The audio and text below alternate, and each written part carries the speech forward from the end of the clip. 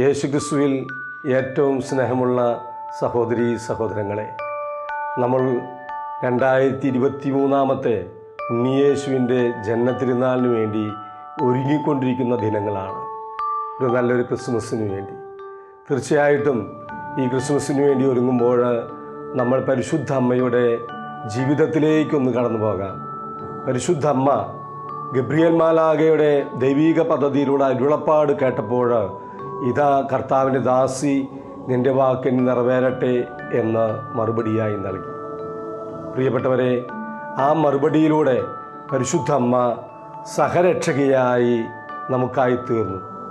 നമുക്കറിയാം, കാൽവരിയിലെ കുരിശിൻ ചുവട്ടിൽ വെച്ചാണ് പരിശുദ്ധ അമ്മ സഹരക്ഷകയായി നമുക്കായി ഈശോ നൽകപ്പെട്ടതെങ്കിലും തീർത്തും ആ രക്ഷാകര ദൗത്യത്തിൻ്റെ പദ്ധതിയുടെ ദൈവപിതാവിൻ്റെ ഭാഗമായിട്ട് പിതാവിൻ്റെ ആ ദൗത്യം നിർവഹിച്ചുകൊണ്ട് ഏറ്റെടുത്തുകൊണ്ട് പരിശുദ്ധ ആ നിമിഷത്തിൽ തന്നെ പിതാവായ ദൈവത്തിൻ്റെ രക്ഷാകര ദൗത്യത്തിലെ സഹരക്ഷകയായി തീർന്നു.